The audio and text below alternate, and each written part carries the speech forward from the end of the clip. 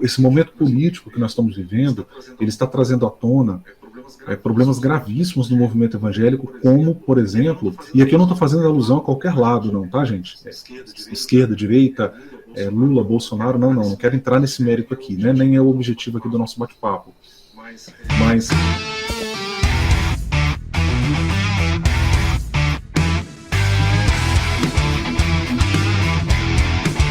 apenas citando o fato em si, né? Esse momento político, como, por exemplo, uma ênfase muito grande de, assim, eu não, o irmão já sabe mais ou menos, nós temos uma posição, são princípios inegociáveis, mas o que está existindo agora atualmente é um sobre-exagero.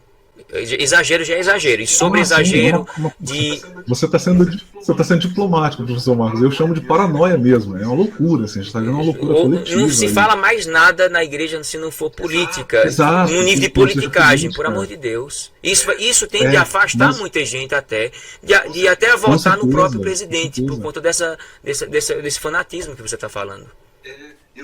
Eu ia citar, professor Marcos, o problema das fake news. Tem muitas. Você vê a falta de conhecimento. Em todo lado, viu? Como que isso... Todo lado. Não, com certeza, você vê isso dos dois lados, e a pessoa não verifica a informação, compartilha. E algumas fake news, inclusive, professor Marcos, às vezes eu dou risada, porque quando eu vejo, chega para mim, são informações assim, grotescas. São fake news assim, grotescas. Você vê que é uma mentira descarada aquilo ali. Você não precisa nem se dar o trabalho de consultar, a informação está desencontrada na própria fake news.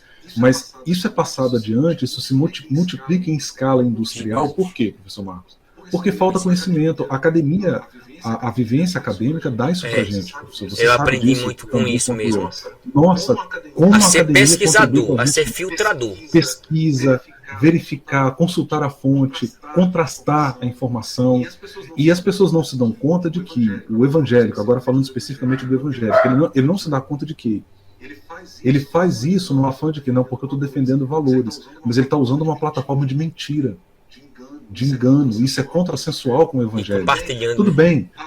Rony, eu tenho amigos que são cristãos que votam em Lula, tenho amigos que são cristãos que votam em Bolsonaro. Eu não entro nesse mérito, professor Marcos, porque isso é democracia. Eu não vou avaliar você, o seu cristianismo, pela sua escolha política. O que define um cristão é o seu segmento de Cristo, de Jesus. Não é se ele vota em A ou B, né? Não é isso. Mas a minha crítica é a metodologia que está sendo usada, né? Não, eu estou defendendo valores, a verdade, os valores cristãos. Tá, mas você está usando fake news. E por que faz isso? Em grande medida, professor Marcos, se faz isso, por quê? Porque falta conhecimento, falta informação, falta instrução, falta que os nossos pastores, professor Marcos, falem sobre política nas nossas igrejas e não sobre político A ou B. Isso se perdeu. O que existe nas nossas igrejas é militância política em torno de figuras políticas, e não se fala de política. Por exemplo, você chega para um crente e pergunta para ele assim, o que é cidadania? Ele não faz a menor ideia. Ele não tem a menor ideia do que é cidadania. O que é o ser cívico. Exato. Votar de maneira consciente, levantar o histórico do candidato, entender que a nossa relação com o político não deve ser uma relação de paixão, mas de fiscalização. Fiscalização.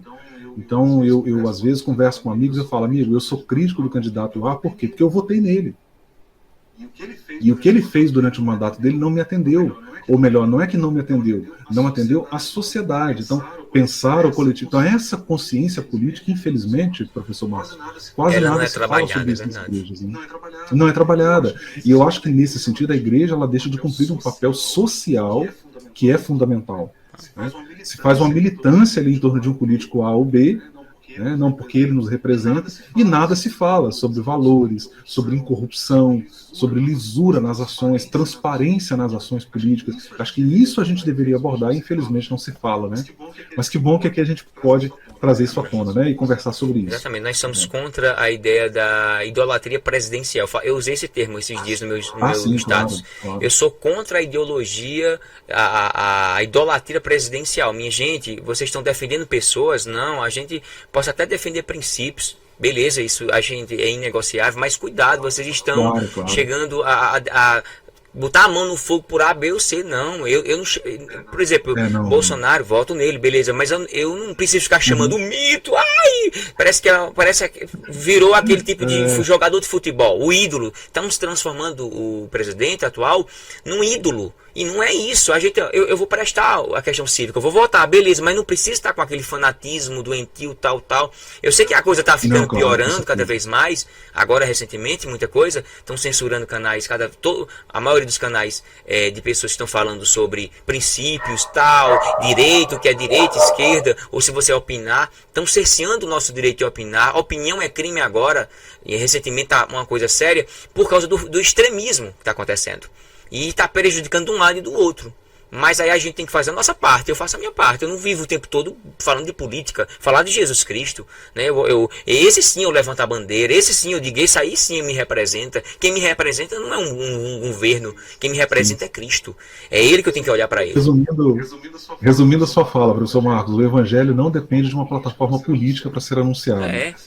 Essa confusão que está se fazendo hoje, né? Essa imiscuir o Evangelho. Ou perseguir A, B ou C, porque vota em A, B ou C, isso é triste, é muito complicado. Não, e outra coisa, professor Marcos, assim, a gente conversa amigavelmente sobre isso. Eu sou muito crítico do governo Bolsonaro, embora tenha votado nele em 2018, mas eu acho que a gente comete um erro também. Eu digo do nosso lado que somos críticos a ele, que a gente concentra muito o olhar na figura de Bolsonaro. Mas não se trata só do Bolsonaro. Hoje pode-se falar de uma ideologia que se levantou, né, que se convencionou chamar bolsonarismo, que aliás é maior do que ele, né? Diga-se de passagem, é maior do que o próprio Bolsonaro.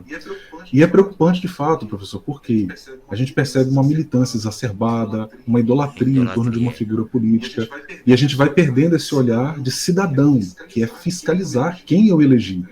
Né? E não é só Bolsonaro, porque uma política, um governo não se faz só com o presidente.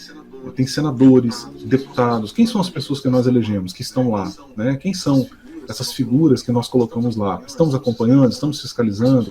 Quais são suas propostas? Elas comparecem nas audiências, elas frequentam. Né?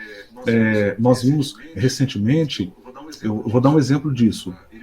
Ele foi reeleito agora, o deputado Marco Feliciano. Eu vi o Marco Feliciano legitimar um gasto de R$156 mil do dinheiro público com tratamento dentário. E na época ele era um deputado que ganhava, e eu estou citando o nome aqui, professor Marcos, sem qualquer constrangimento, porque ele é uma figura pública. Ele deve uma explicação à sociedade, tá? Não, por favor, não edite essa parte, eu assumo toda a responsabilidade. Pode postar, porque ele é uma figura pública, ele é pago com o dinheiro público, e a explicação que ele deu para gastar R$156 mil com o tratamento dentário dele foi esdrúxula, foi inaceitável, de um deputado que ganha quase R$30 mil por mês. Então, eu, como eleitor, tenho que olhar para isso e criticar. Como eu critico muitas outras coisas, professor Marcos, que acontecem na política. Não é só a figura de Bolsonaro, tem outras pessoas, né, que lá estão e que a gente vê fazerem coisas que são assim. Nós vimos, por exemplo, Omar Aziz e Renan Calheiros presidirem uma comissão de uma CPI que estava investigando corrupção na questão das vacinas, mas são duas pessoas altamente suspeitas, investigadas em crimes. O Omar Aziz é investigado num esquema de corrupção na saúde que ultrapassa a casa de 200 milhões de desvio. Essas pessoas não têm a mínima condição moral de estar à frente de uma CPI para investigar a corrupção. Então essas contradições da política, professor Marcos, nós como eleitores temos que deixar de lado a nossa paixão. Porque ele é pastor, porque ele fala muito bem, porque ele fala o que ninguém tem coragem. Sim, mas e a conduta dele, né? Verdade. Será que é aceitável, né? Então assim, eu vi pastores me mandarem vídeos de Roberto Jefferson. Eu falei, gente, Roberto Jefferson, o cara é investigado em 20 processos, ele tem 20 processos na Lava Jato. Então, assim, e eu vejo pastores usando porque ele defende Bolsonaro. Então, assim, a gente não pode. Eu digo o seguinte, professor Marcos, para encerrar a minha fala: a igreja, ela precisa ser uma voz profética e reprovar o erro onde quer que ele se ache. Mesmo que esse erro se ache no candidato que nós colocamos lá. Não é ignorar, né? Ele tem que ser reprovado. A gente Exatamente. Não pode ser omisso nem conivente. Tá errado, exatamente. Tá errado, independentemente. Mesma coisa, como a gente sabe, Alexandre de Moraes, quem foi ele, quem ele defendia antes, quem foi que indicou ele, de quem ele era amigo e de quem esse amigo é. Se a gente fizesse a análise direitinho, a gente vai saber onde vai chegar a fonte. Enfim. Eu olho para isso, professor Marcos, eu vejo que o PT nunca fez uma autocrítica séria na questão dos escândalos de corrupção. Nunca fez. O Haddad, quando foi perguntado sobre isso, ele deu uma resposta esdrúxula. Quem era Isso é complicado. É fazer esse exame de consciência, essa reflexão. Sim, né? Eu voto em Lula, beleza, mas tu sabe quem é que tá por trás? O que é que tá acontecendo? Tu vota em Bolsonaro, beleza, mas quem são as outras pessoas? Cuidado, como você falou, tem que examinar, né? Com certeza. Irmão, com certeza. Esse olhar crítico, né, professor, que é a preocupação com a sociedade, a preocupação com o todo, né? Será que essas pessoas que vão estar lá são pessoas íntegras, corretas? A gente precisa esperar isso do político, né? Eu acho que a política assim, é um meio tão poluído, professor, que as pessoas parecem que todo mundo é corrupto, mas não, a gente precisa se agarrar a essa utopia, né? Não, nós precisamos ter lá pessoas corretas, pessoas íntegras. Por isso que a pessoa perguntou para mim, e você, né? Eu vou votar no menos pior. Gente, não é o melhor, o menos pior. Ao meu ver, tem o lado. Como eu disse a vocês, muita coisa que Bolsonaro fala, eu sou contra. Mas tem muita coisa que eu sou a favor. Mas 90% do que Lula fala, pra mim, eu não concordo. Então, eu tenho mais coisas que me atraem do lado do 22 do que propriamente com 13. Então, eu já sei com quem eu vou ficar. Então, eu tenho que fazer esse ponderamento para que eu não fique bitolado. Ou também não deixe de exercer meu voto. Esse é um problema, claro, né? Claro, porque tá ruim. Porque tu não exerce. Eu conversei com o pastor e professor e missionário Josiel, rapaz, meu irmão, Deus abençoe sua vida e seu ministério, que estava na Espanha. E ele falou duas realidades bem interessantes. A igreja lá, ele se adapta à igreja. Os irmãos vão para a igreja no momento que é o pastor que diz assim, qual é o momento que vocês podem ir? Interessante, é diferente do Brasil. Mas porque lá é diferente. Eles trabalham em momentos diferentes e tal. Aí ele falou na questão de política. Isso, olha, você pode votar em A, B ou C, pra mim tanto faz, eu vou fazer a minha parte, não vou te excluir, não vou te perseguir, cada um vota em quem você quiser. Aí a gente conversou sobre essa questão política, e ele me deu até ele falou coisas que eu achei muito interessante. Então, trazendo para a nossa realidade aqui, nós temos que aprender a respeitar o outro, né? Eu respeito o outro, ele já tem minha posição, acabou. Isso é um ponto crucial. E a conversa é muito longa sobre política, né? Nossa, vamos ter que fazer uma parte 2, hein? Não tinha nem pretensão nenhuma de falar política, mas tudo hoje em dia nós estamos caindo na mesma vibe, viu? Nossa, mas é compreensível, professor, o assunto está muito sensível, né? As pessoas estão muito preocupadas com essa questão, mas a sua conclusão foi maravilhosa. Eu respeito a capacidade de aceitar que o outro tem um voto diferente do meu e respeitar isso. Eu, assim, professor, a minha escolha foi pela anulação do voto, mas eu estou aberto a uma revisão disso, claro, né? Como você acabou de explicar. Pondero, né? Nas pessoas que se posicionam como em relação a isso. Um momentinho, segure. Me lembrei agora que isso sumiu na minha cabeça. Eu falei do pastor e missionário Josiel sobre política e acabei não entendendo. Ele falou o seguinte: lá eles não são obrigados a votar. Na Espanha, ele falou pra mim. Aí na live eu perguntei a ele, sim, aí ele falou, mas o governo tá uma porcaria, tal. Eu disse, mas por que tá uma porcaria? Não, porque tá, disse, não, você vota, disse, não. Então por que você não vota para mudar? Aí a pessoa diz, mesmo, tem que votar para mudar. Então faz parte de mim, se a coisa tá ruim ou tende a piorar, eu tenho que fazer alguma coisa, eu tenho que fazer a minha parte. Porque se todo mundo chegar e dizer, eu não vou votar, então significa que você vai deixar alguma coisa acontecer. Então não está na nossa responsabilidade. Deus não vai descer do céu para votar. Eu tenho que exercer meu ato cívico. Aí foi no momento que ele falou para a pessoa disse, mesmo, tá triste, então eu vou começar a votar agora para ver se melhora. E não fica ou piora, ou fica do mesmo jeito. Eu terminei minha fala. Entendi.